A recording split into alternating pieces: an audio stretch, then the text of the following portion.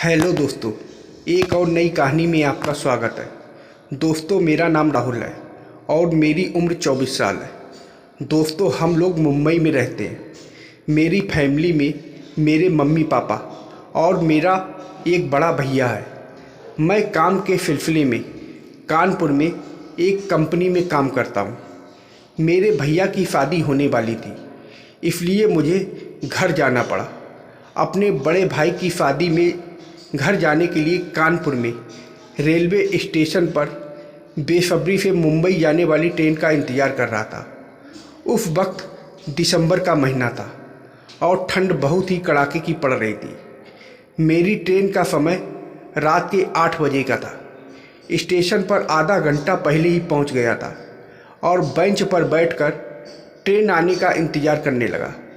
तभी एक खूबसूरत लड़की अपने हाथों में बैग लेकर भागते भागते मेरे पास आ गई और कहने लगी, आप मुझे बता सकते हैं कि यहाँ से मुंबई जाने वाली ट्रेन कब तक आएगी?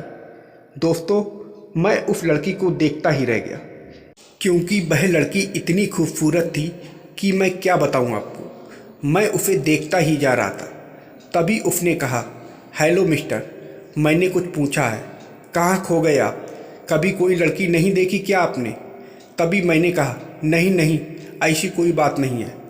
अभी 7:45 हो रहे हैं और यहाँ से मुंबई जाने वाली ट्रेन का समय 8 बजे का है, लेकिन बहुत ज़्यादा धुंध होने के कारण ट्रेन 1 घंटा लेट है। लड़की ने कहा, थैंक यू।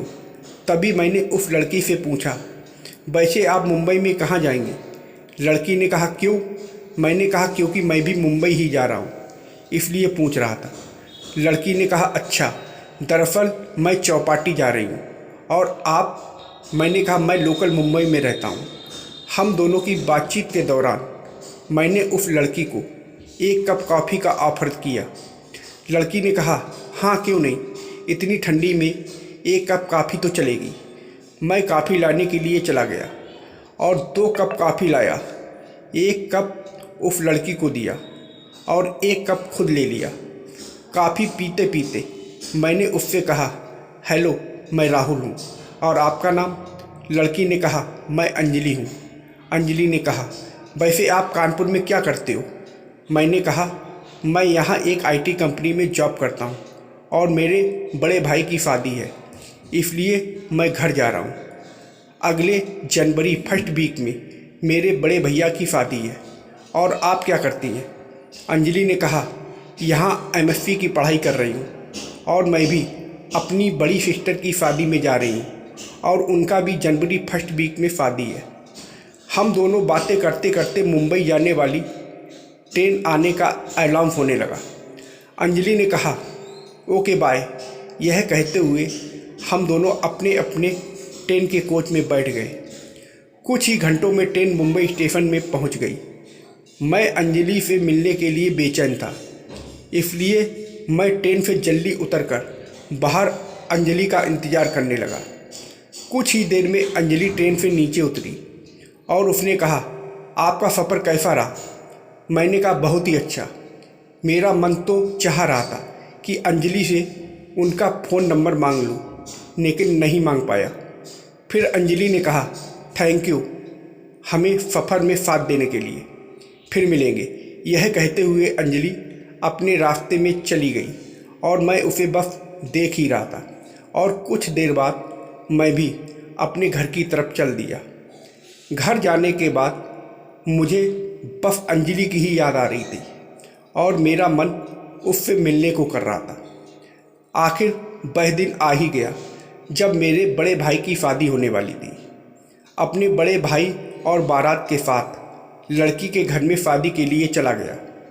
अंजलि कोई और नहीं बल्कि मेरी भाभी की छोटी बहन थी, पर मैं नहीं जानता था कि वह लड़की मेरी होने वाली भाभी की छोटी बहन है। हम बारात लेकर लड़की के घर चले गए। तभी अंजलि मुझे अपने जीजा के साथ देखकर हैरान हो गई। अंजलि सोचने लगी कि राहुल ने कहा था कि उनके बड़े भाई की शादी है। राहुल ने पहले अंजलि को वहाँ पर नहीं देखा था, क्योंकि शादी में बहुत सारे लोग होते हैं, लेकिन अंजलि ने उसे देख लिया था। और मौका देखकर वह खुद मेरे से मिलने के लिए आई और कहा, हेलो राहुल जी, मुझे पहचान रहे हो? राहुल अंजलि को देखकर हैरान रह गया और कहा, अंजलि तुम यहाँ और कैसे? अंजलि ने कहा, मैं भी तुम्हें देखकर हैरान हूँ, तुम यहाँ और कैसे? फिर दोनों ने अपना अपना परिचय दिया और खूब हंसी मजाक करने लगे। शादी होने के 4 दिन बाद अंजलि ने अपनी बहन को फ़ोन किया, लेकिन भाभी जी नहाने चली गई थी और वह फ़ोन मैंने उठाया। फिर हम दोनों में बहुत सारी बातचीत हुई। आखिर अंजलि ने कहा, अब से तुम अपने नंबर से मुझे फ़ोन करना, मेरा फ़ोन नंबर दीदी के फ़ोन से ले लो। उसके बाद अंजलि ने फ़ोन काट दिया और मैंने अंजलि का नंबर भाभी के फ़ोन से ले लिया। एक दिन मैंने अंजलि को फ़ोन किया और उस वक्त रात के 10 बज रहे थे। मैंने कहा, अंजलि जी कैसी हो? अंजलि ने कहा, हाँ मैं ठीक हूँ, और तुम? मैंने कहा, हाँ मैं भी ठीक हूँ। रात के 12 बजे तक हमारी बातें हुई और हमने खूब सारी प्यारी बातें की और वह मुझे बहुत खुश लग रही थी। खुश तो मैं भी बहुत था, क्योंकि मैं क्रिकेट खेलना चाहता था, मुझे तो मौका चाहिए था। फिर मैंने कहा, कब जा रहे हो कानपुर? अंजलि ने कहा, 7 दिन बाद। और तुम? मैंने कहा, मैं भी, लेकिन अभी तक मैंने टिकट नहीं कटाया। तभी अंजलि ने कहा, मैंने भी अभी तक टिकट नहीं लिया है। और हाँ सुनो, तुम एक काम करना, तुम अपना और मेरा टिकट एक साथ ही कटवा लेना। मैंने कहा, ठीक है।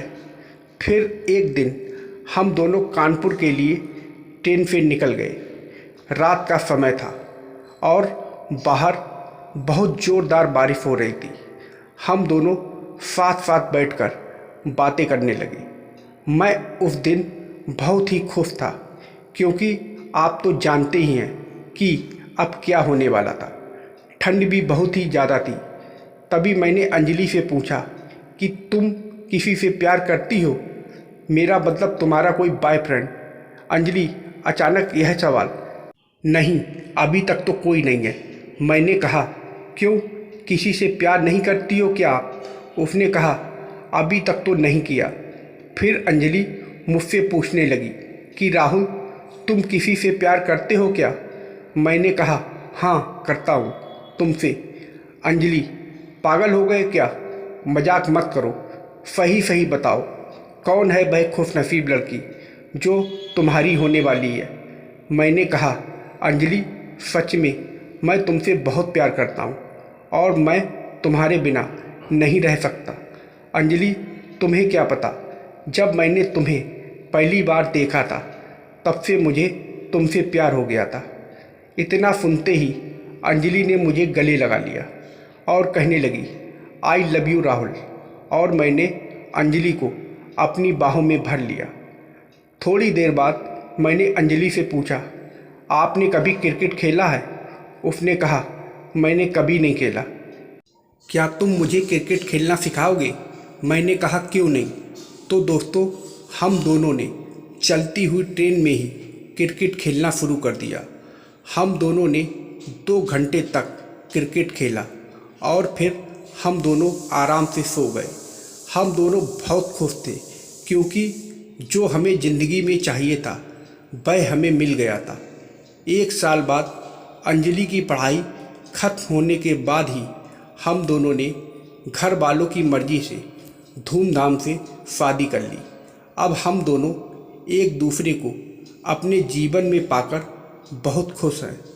तो दोस्तों, आप लोगों को यह कहानी कैसी लगी कमेंट करके ज़रूर बताइएगा, और वीडियो को लाइक और सब्सक्राइब करना मत भूलिएगा। वीडियो को पूरा देखने के लिए आप लोगों का बहुत बहुत धन्यवाद।